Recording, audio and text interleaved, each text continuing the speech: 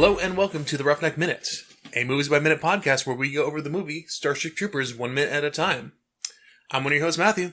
And I'm your other host, Johan. And joining us one more episode is the host of the Mugwai Minute, George Hendricks. Hey, how's it going? Hey, how you doing? Welcome back. I'm here. Yes, and we're actually having you on a very crucial, we're going to actually need to ask everyone during their guest spots a very crucial question, which we'll get to when we get to it.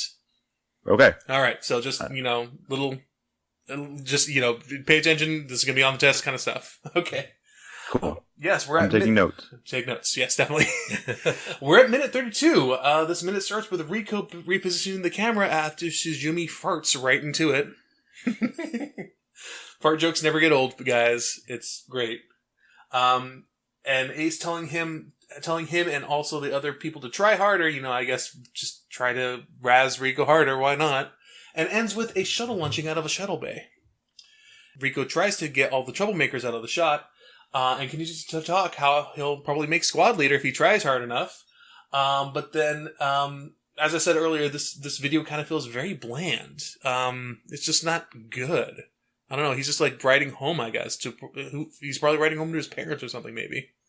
Well, it's just color backfill for this is how wild and crazy the recruits are. Blah, blah, blah, blah, blah. Yeah, and maybe they're starting to get a little bit cabin fever, that they're starting to act a little bit crazy. Oh, yeah. Because this is not a tense moment, it's just kind of riding home. And so they just fill that moment with whatever they can. So that's what I talk about later on. Remember when I farted in that camera? It was great. I'm just wondering, because they're all co-eds and everything, why they aren't naked 24/7. Just because in one of the other books I really like, I think it's, it's either in my mind I've already redone this movie.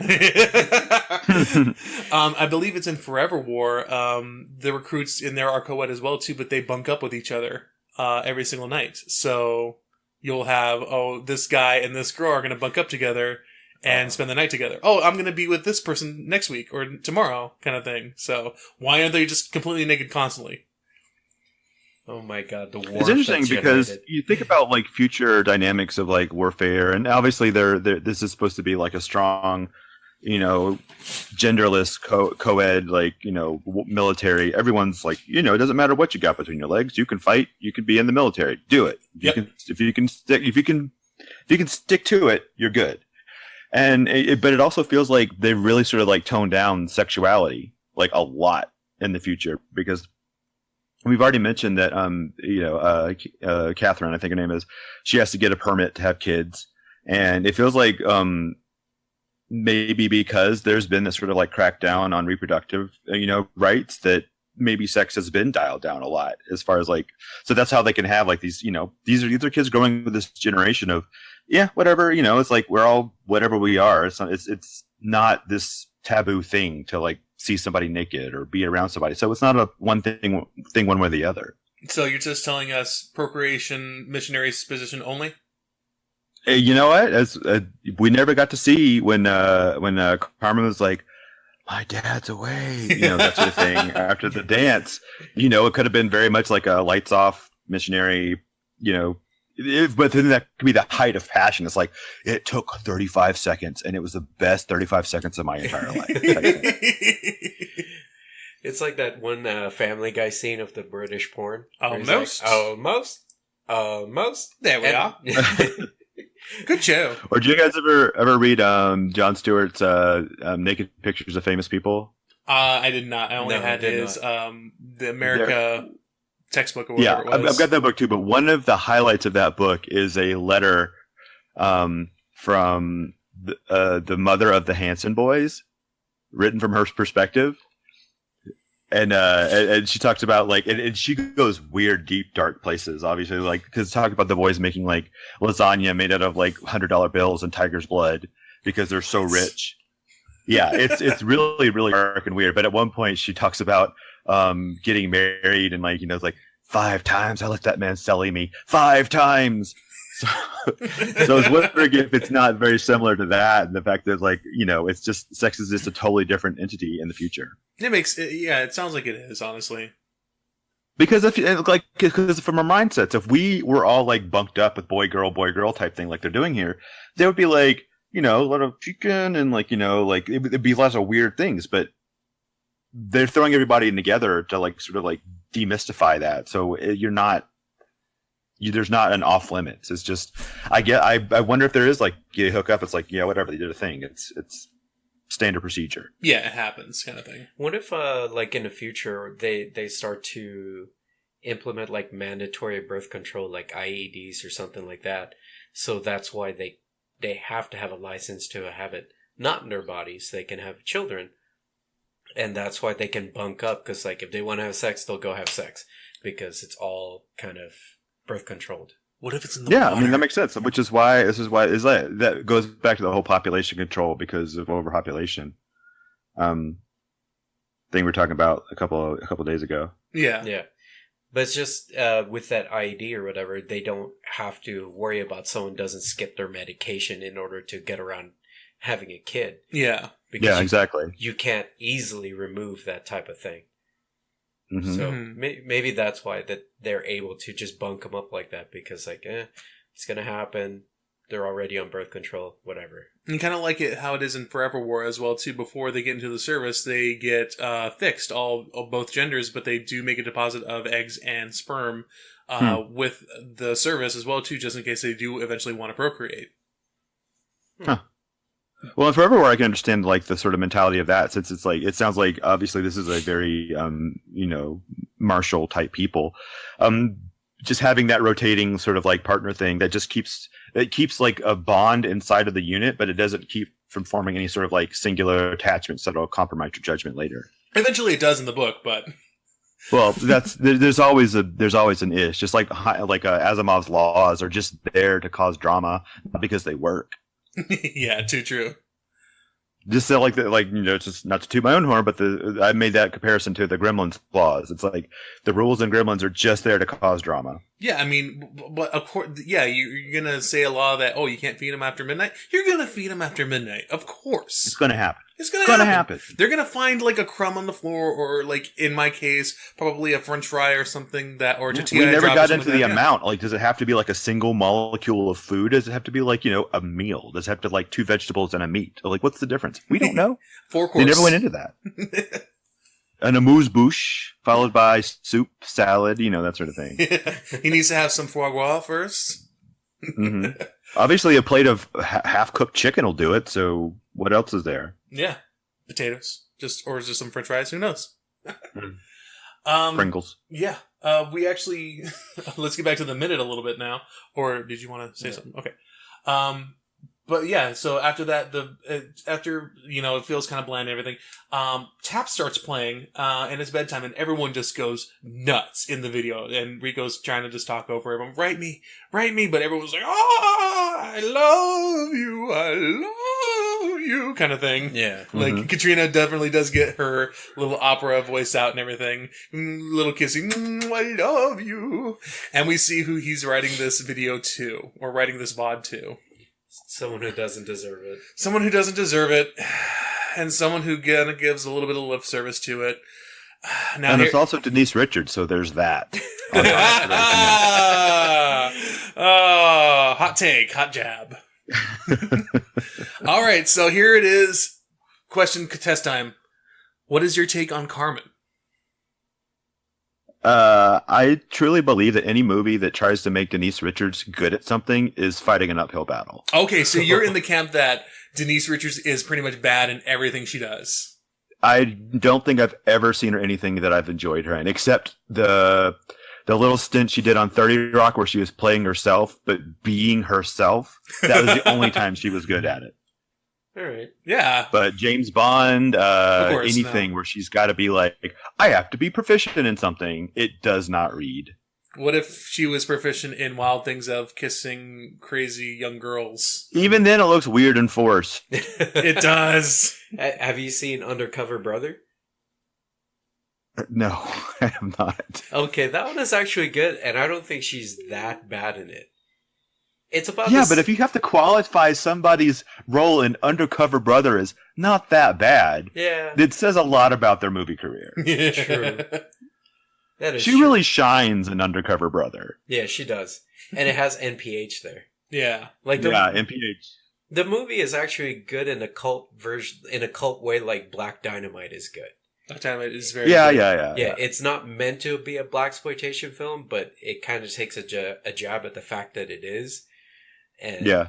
And that's why they have NPH in there, because he says, like, what's it called? Affirmative action works both ways.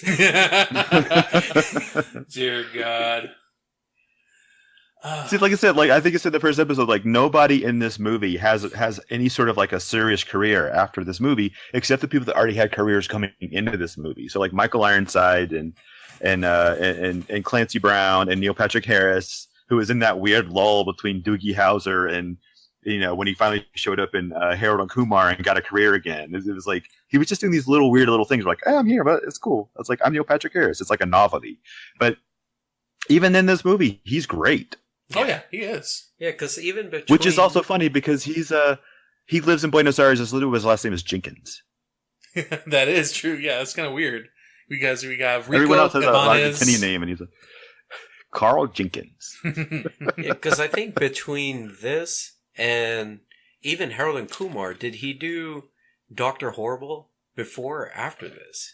That was in that. That was Or, I in mean- that same window. Yeah, Yeah. it was after Yeah. this, like early 2000s. He did Doctor Horrible. Mhm. Yeah, because he got quite a big boom after Dr. Horrible as Oh, well. yeah. But Dr. Horrible was more of like an internet kind of sensation kind of thing, Yeah. kind of like The Guild. I mean, like Felicia Day was kind of popular too, but not like right. She wasn't a household name. No. Nowadays, I mean, like when my wife and I went to see Gone Girl, I was like, it's Neil Patrick Harris. He's in this. That was Yeah. like a selling point to me. I'm like, this movie is creepy as hell, but it's NPH. Yeah. Yep.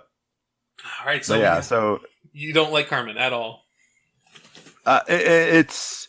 I feel like this role. I think Carmen's role is fine. I just don't think Denise Richards does a good job of it. Okay. So I like he's the idea of separate. someone who sort of like has a sort of like high school thing, and she gets out and she's like, I want to follow my career, and this she really does like just has her own agency, and she's like, you know what? I don't care about romantic attachments. I want to be what I want to be, and she does that. That's a great character arc for her to take.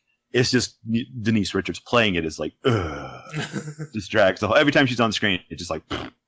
So Just- you're just in a tanks. different camp than some of us, because I'm on the thing that Denise Richards isn't as bad as how I see Carmen. Carmen, I think, is the bad part. Yeah, I think we're a little more biased because we've known girls like Carmen who play around and spurn but do high school things, and that's why Yeah. we don't like it. So we're kind of burned that way. But you know what? I'll take your opinion about that, George, and I'll just mark it as a 2 for 2 on our guests who don't like Carmen. True. So yeah, we're right now we're 2 for 2. Chris and But George that's the have thing not liked it. is like exactly. It's like I think Carmen as a character is fine. It's just the actress that drives me crazy. I'm still counting it. Yeah. I see All her right, as all more right. as, I see her more as an antagonist to Johnny more than Xander was. Yeah. I don't see her as a catalyst. I see her as antagonist. I see her as a catalyst. Like she propelled him because of his own stupid decisions into this service, which he eventually flourishes in. He wouldn't have done that if he'd never actually joined up. Yeah, so I considered her as the negative driving force. Like she drove him to do this Yeah, in the most negative way. Everybody needs a nudge. Everybody needs that push. I think that she was whatever his reasons were. I just think that her character could have been much better portrayed had it been done by someone different. That's all. Yeah, actually, Dina Meyer was supposed to read for the role of Carmen, but at the point she came in to read for Verhoeven, she actually said, "No, I want to do Dizzy instead." And Verhoeven was like, "Yeah, sure, go for it." So we could have had it. So there you go. Can you imagine Carmen as Dina Meyer? And do you think that changes your opinion of her at all? No, it would break my heart. Now, yeah, I mean, I kind of feel the same way in the sense that if this movie, because we discussed it earlier, how a lot of some of the scenes that were taken out were because test audiences didn't like Carmen at all and actually hated her because of the way she was. But Verhoeven was saying, "Oh, it's just because she's a girl." But I was in the camp that saying, "Hey, if it was a guy in Carmen's place and it was a girl in Rico's place, I would still feel the same way." Because she's still playing with his emotions, kind of playing around with him, emotionally, telling him, "Oh yeah, my father's not home. I love you.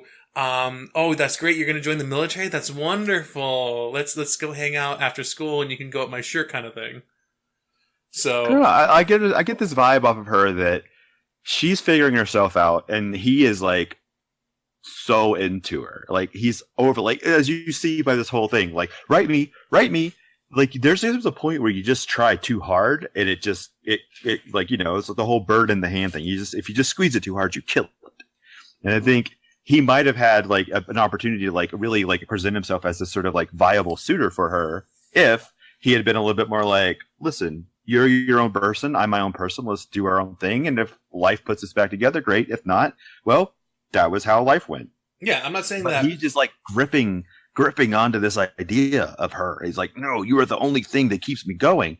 That says a lot about him more than about her, I think. I agree with you on that part, but I'm also thinking because Carmen is actually encouraging this a little bit, that she's in the wrong a little bit more. She knows what's going on, but she's encouraging it.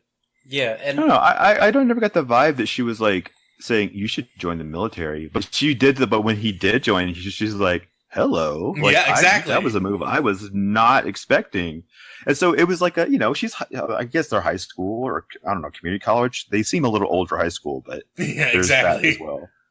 That was a weird thing. your view on this kind of reminds me of the movie Hitch. Have you seen that movie? Yeah. Parts of it, a long time ago. I've never seen the whole thing. It's actually one of my favorite movies, so I know it's like it's a really cheesy movie, but it's one of my favorites. But in that scene where Hitch is talking about how he became who he was, it was with that first girlfriend, and they're like kissing in the library or whatever, and then he says like, "I love you," and then the girl's like, "I love you," and he's like, "No, like I know you don't love me as much as I love you, but that's okay." And like he's really gripping it really tight, like you're saying. And in that scene where he's in the rain because he sees her making out with another guy, and he like knocks on her window, he's like, "Just tell me what I did wrong. Just tell me what I did wrong." And the guy like that she's kissing it with, he says like, "You're doing it right now, man." Mm-hmm. Like that's pretty much Very like what true. you're saying, that's how you see Rico, that he like pushed it too hard and that's what pushed her away. Yeah. But let's digress back into the minute, actually. She she gives a little screen, a little kiss, and, here you go, Rico. Like, oh, I'll see you. She was kissing Ace. She was kissing Ace. Yeah. But we get another character coming in here, Amy Smart. She comes in and tells Carmen, Orbit and 5 Abanas, first one that gets her flies. Yeah, in the script, it was actually supposed to be a guy. Okay. That's what's weird. It's supposed to be a bald cadet. Well, so in the book, actually, fleet cadets do shave their hair because it's in 0G and they don't want their hair flying all over the place. Which makes sense. Yeah. So, wait, so why does Ibanez get to keep her hair? No, I mean, in the book, in the book, she's completely bald as well, too. Oh, okay. Yeah, but I mean, Well, you get that all sorts of times in sci-fi where it's like, whoa, this is super sci-fi. So like these human beings are augmented with this stuff and they're plugged into computers and they have wires. And it's like, you can say that in the pages, but when it comes to production of a book, you're like, let's just have them steer the boat. It's like, it's much easier that way. It doesn't look as, it's not as production intensive. True. Yeah, but in the movie, they all have hair. They have some fancy, artificial gravity on all the ships, so it's fine. Yeah, it's like in that scene for Thank You for Smoking, where they just say like, "Oh, thank God for these space cigarettes." Yeah, like to answer like the oxygen things. Exactly. Another thing about this, okay, so just keeping in the Verhoeven canon, and I keep comparing them because they're probably his two most well-known movies. Really, is RoboCop and this. Yeah. His wardrobe stylist definitely had her mind firmly fixed in the 90s, no matter how futuristic, because there's something just unmistakably 90s about the wardrobe in this movie. And this like goes like all throughout the thing. The military uniforms, like the weird like hunter green jacket with the sweater layered underneath it he's got when he's like trying to walk out later. It's like it's all very like just weird bulky baggy cuts on stuff. And then you like think back to like RoboCop, which was just 10 years earlier almost. And it's somehow it doesn't feel locked into the 80s because of the way the clothing. There's just some weird, because he had two different people. I think, was it Starship Troopers was Ellen Mironnik? Mm-hmm. And then Erica Adele Phillips was the RoboCop costume designer. And I guess she was much more about, hey, let's try to keep this a little timeless looking. So let's not get super bulky, boxy 80s cuts and everything. Let's mix it up a little bit. Yeah. Go ahead. No, I was just pointing out that weird like discrepancy between costume designers. Same director, very similar, but then just vast differences when it comes to that sort of thing. Well, we also noticed in the past minutes as well too, when they're at school, that pretty much all the people in there, all the students have almost all the same outfits as well too. Like some girls will be wearing the same thing as Carmen, some other girls will be wearing the same thing as Dizzy, and some of the guys will be wearing the same thing as Carl Rico as well too. So it kind of does seem like, hey, this is a uniformed kind of everyone's uniform no matter what, no matter where you go out or anything like that. But there are different variants of that as well too. So it kind of feels like a future society where you need to conform. No, I think what he's trying to make is that even though everybody's supposed to be in uniform, is that the uniform is very 90s based. Oh, okay. Remember, we were pointing this out in the biology lab. That's true. The guys were all wearing the vests, and that was like such a 90s move. Okay, even the uniforms, the military actual uniforms look like knockoffs of like paintball outfits. They do kind of, yeah. They look like they copied it out of that one show, Firefly. You mean the episode where it was a train robbery? I remember that episode. But I think it's funny the way you're describing it, that the costume designer decided to go so 90s on a futuristic movie. It's like Verhoeven came up to her, it's like, we are looking for something that's, futuristic. So 90s? No. So like futuristic. 92? No. Yeah. Next year's good. Oh, you mean 94, like New Kids. Well, I mean, it kind of looks... But that's the thing is, like... I was funny that you mentioned Firefly, because, they took all the costumes from Starship Troopers and used them in Firefly, as far as the military outfits. Yeah, they did. Yeah. But fit for Firefly for some reason. I think it's because it was more Western-y. For one thing, they painted them purple, and that worked more. And it's just something about like the way they made it feel lived in that just seemed normal. Whereas this, it just feels, I don't know, out of place. I mean, it was kind of the same way in Total Recall as well, too. I mean, that one was supposed to be set in, the 2020 or 2030s, but even still, it was deeply set in the 80s as well, too. Yeah. Yeah. Like, even like Quaid's, disguised lady who was wearing this, like, lime orange, yellow jumper, saying 2 weeks kind of thing. But she's just, you can't miss her because she's wearing this neon yellow jumper. It's disgusting. But then she shows back up in the Total Recall reboot. That she does, doesn't she? Where she's also in the security line, and then they say, "How long are you staying?" 2 weeks. Like she says. Yeah, you know what? I still haven't seen that. I still haven't seen the remake. It's okay. I liked it. Though. Yeah, that's what I heard. Which is why I haven't scrambled for it. But I was like, I love the idea, but then I realized it was just a very soft retread. I like it because they didn't redo Total Recall so much. Like, it's not like they go to Mars. It's like about the actual book type of thing. Yeah. So more Philip.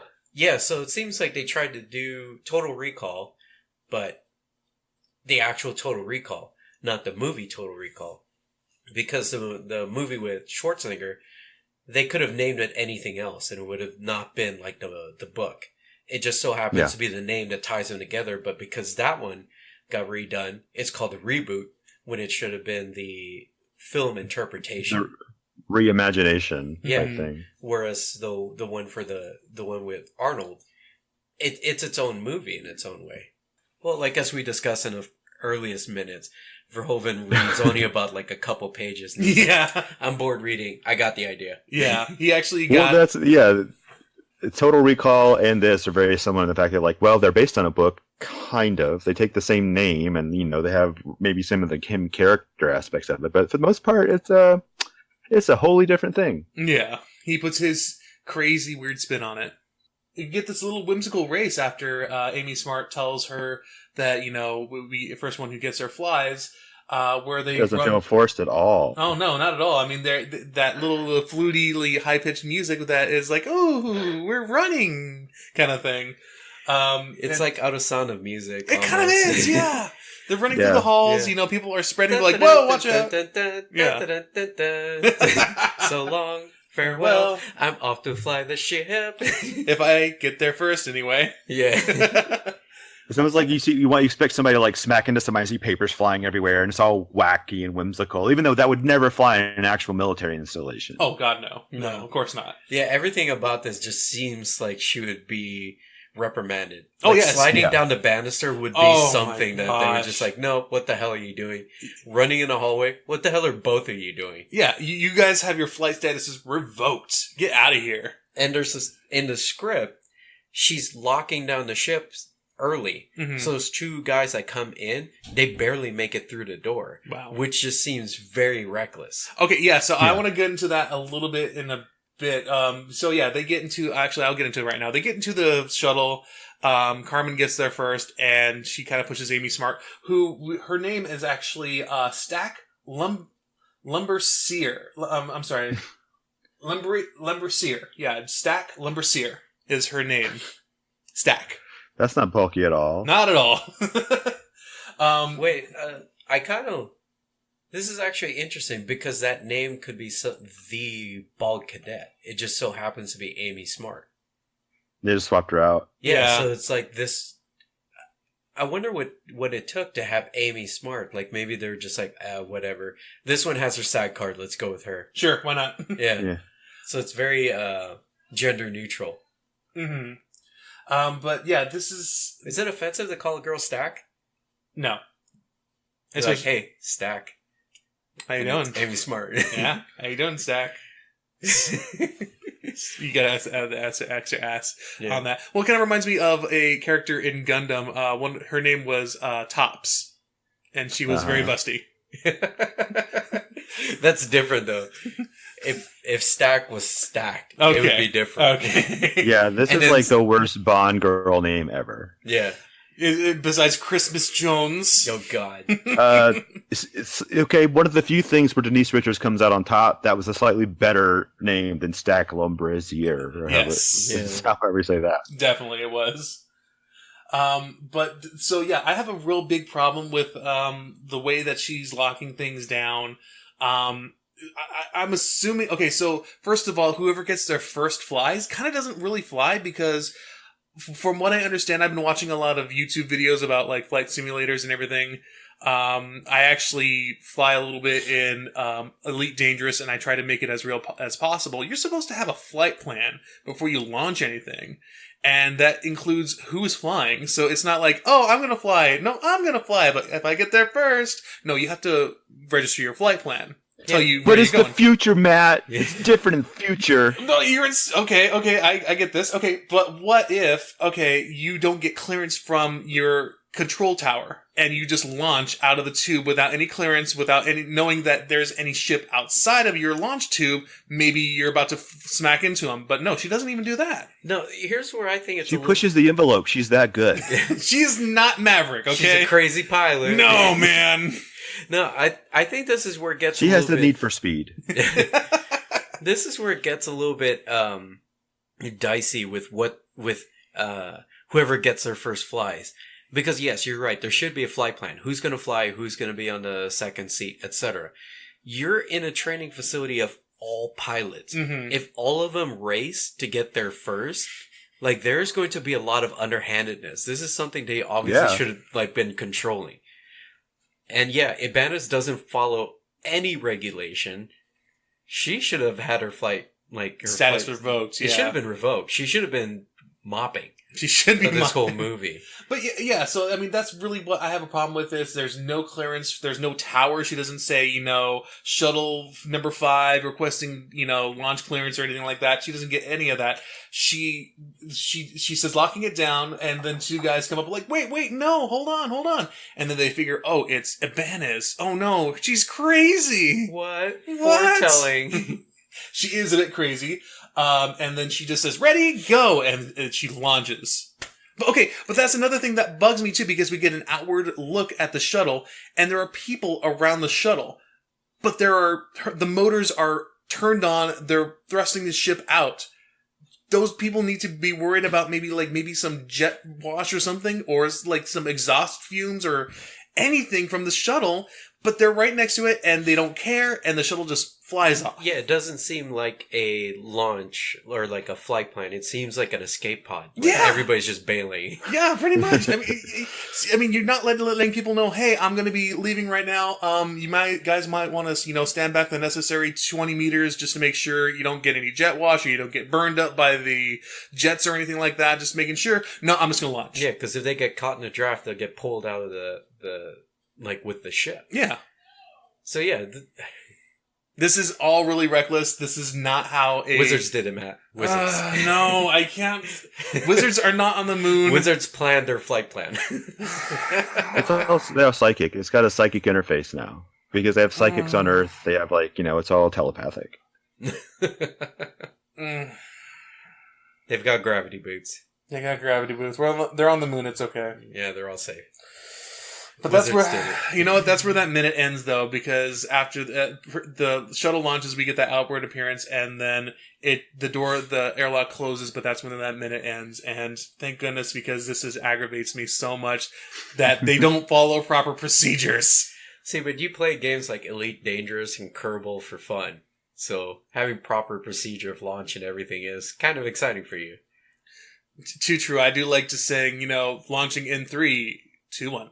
Yeah, that's getting a little crazy for me. No, I had an uncle that would play those Microsoft flight simulators. Mm-hmm. Like, he would come from the Philippines to come here to run the flight simulator going back, and then he flies back. And he flies the entire time. It was like the actual time lag. Yeah.